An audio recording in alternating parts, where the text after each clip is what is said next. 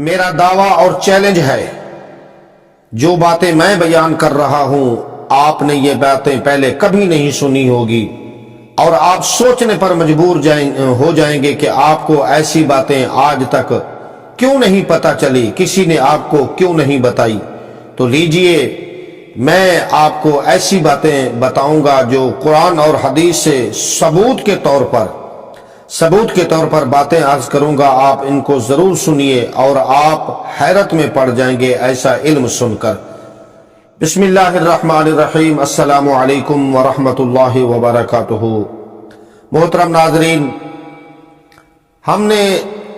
سیدنا ابو بکر صدیق رضی اللہ تعالی عنہ کی شان و عظمت، آپ کی سخاوت، آپ کی جرأت، آپ کی بہادری، آپ کا علم، آپ کا شان، آپ کا مقام، آپ کا مرتبہ کے بارے میں ایک سلسلہ شروع کیا ہے۔ تو کئی ویڈیو میں عرض کر چکا ہوں، آج کی یہ ویڈیو بڑی عظیم الشان ہے اور علم سے بھرپور ہے۔ تو پہلی بات میں عرض کرنا چاہتا ہوں، خاتم المرسلین رحمت للعالمین نبی پاک صلی اللہ تعالی علیہ وسلم نے ارشاد فرمایا، انا مدینۃ العلم و ابو بکر اساسها و عمر حیطانها و عثمان سقفها و علی بابها۔ فرمایا میں علم کا شہر ہوں اور اس شہر کی بنیاد ابو بکر ہے، اس شہر کی دیوار حضرت عمر ہے، اور اس شہر کی چھت حضرت عثمان غنی رضی اللہ تعالی عنہ ہے، اور اس شہر کا دروازہ حضرت علی المرتضی شیر خدا کرم اللہ تعالی وجہہ الکریم ہے۔ ناظرین محترم، ایک دن اللہ کے محبوب دنائے غیوب صلی اللہ تعالی علیہ وآلہ وبارک وسلم نے رب ذوالجلال کی بارگاہ میں عرض کی، اے میرے کریم رب، اے مہربان رب، میں اصحاب کہف سے ملاقات کرنا چاہتا ہوں۔ آپ نے ملاقات کی آرزو ظاہر کی تو اسی وقت حضرت سیدنا جبریل امین علیہ السلام نازل ہوئے اور بارگاہ رسالت میں عرض کی کہ یا رسول اللہ صلی اللہ تعالی علیہ وسلم، آپ نے اصحاب کہف سے ملاقات کی آرزو ظاہر کی ہے، تو آقا آپ انہیں دنیا میں ظاہراً نہیں دیکھ پائیں گے، وہ اب میدان حشر میں بھی ملیں گے، یہاں دنیا میں ظاہر ہو کر آپ سے ملاقات نہیں کر سکتے۔ البتہ اس کا ایک طریقہ ہے کہ آپ اپنے اکابر صحابہ میں سے، اکابر صحابہ جو بڑے معتبر صحابہ ہیں، آپ ان میں سے 4 صحابیوں کو ان کے پاس بھیج دیں تاکہ وہ آپ کا پیغام ان تک پہنچائیں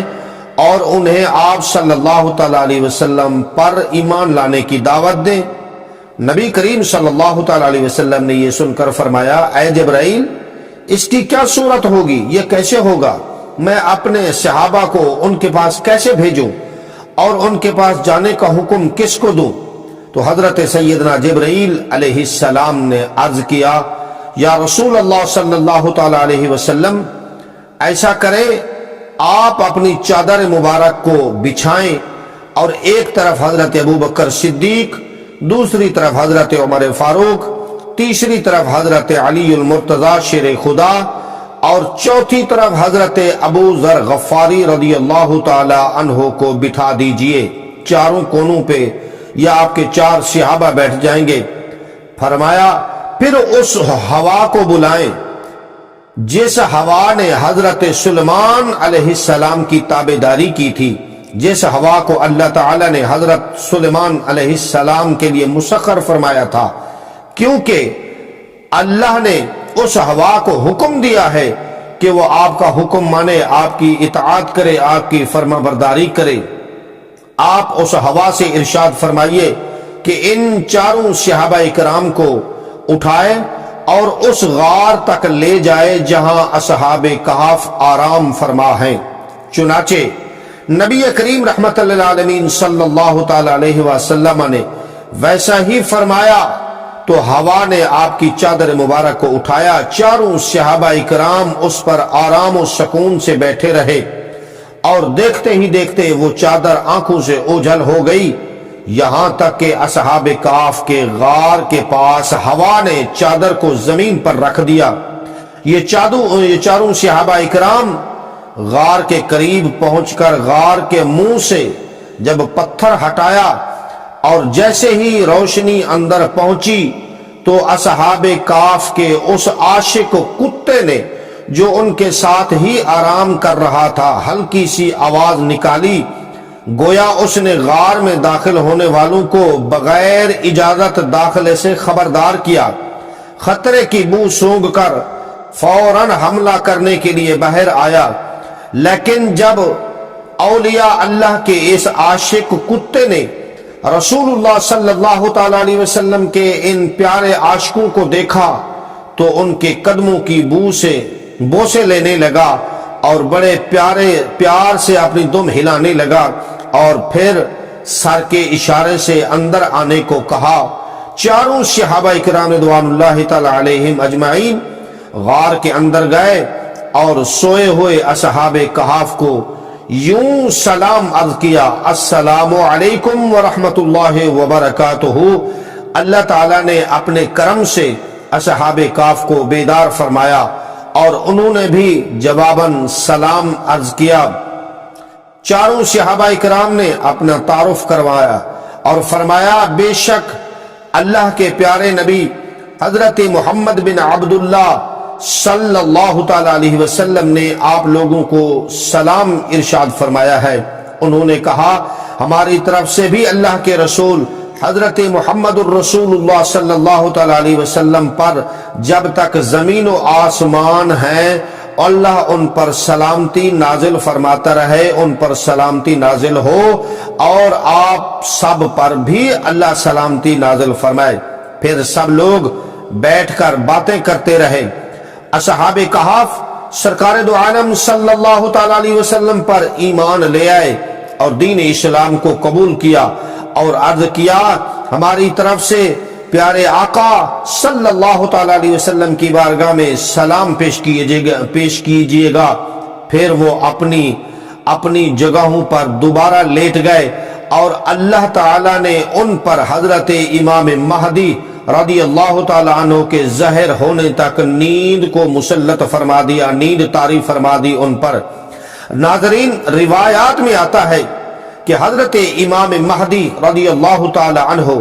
جب خروج فرمائیں گے، قیامت کے دن جب وہ آئیں گے تو انہیں سلام کریں گے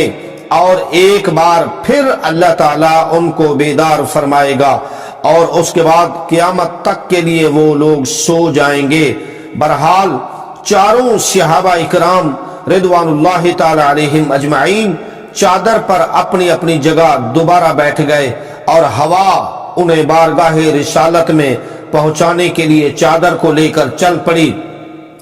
ادھر حضرت سیدنا جبرائیل امین علیہ السلام سرکار دو عالم صلی اللہ تعالی علیہ وسلم کے پاس حاضر ہو گئے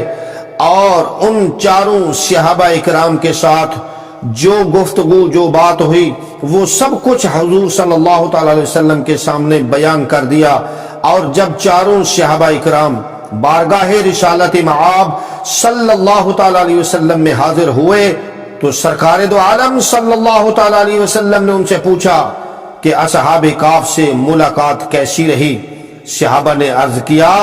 یا رسول اللہ صلی اللہ تعالی علیہ وسلم، ہم نے انہیں سلام کیا،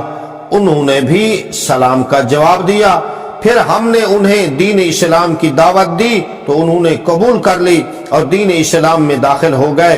اور اللہ تعالیٰ کی حمد و ثنا بیان کی، اور یا رسول اللہ صلی اللہ تعالی علیہ وسلم، انہوں نے آپ کو بھی سلام عرض کیا ہے۔ یہ سن کر نور مجسم شفیع معظم رحمت للعالمین صلی اللہ تعالی علیہ وسلم بہت خوش ہوئے اور دعا کے لیے ہاتھ اٹھا دیے اور بارگاہ الہی میں دعا فرمائی، یا الہ العالمین، میرے رشتہ داروں، میرے دوستوں، میرے بھائیوں، میرے محبین کے مابین کبھی جدائی نہ ڈالنا،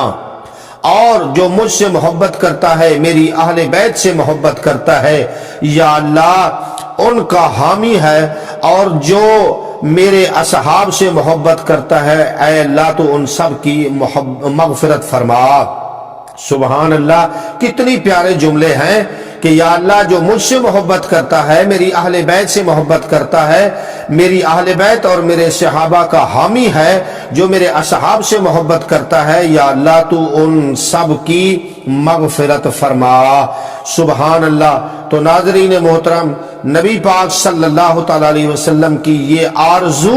اللہ تعالیٰ نے اس طرح پوری فرمائی کہ آپ صلی اللہ تعالیٰ علیہ وسلم کا اصحاب کہف تک پیغام پہنچ گیا، اور اصحاب کہف نے بھی آپ کی دعوت کو قبول فرما لیا اور دین اسلام میں داخل ہو گئے، اور نبی پاک صلی اللہ تعالیٰ علیہ وسلم بہت خوش ہوئے۔ اللہ تعالیٰ ہمیں بھی اپنے ان نیک بندوں سے سچی محبت اور عقیدت رکھنے کی توفیق عطا فرمائے، آمین۔ السلام علیکم ورحمۃ اللہ وبرکاتہ۔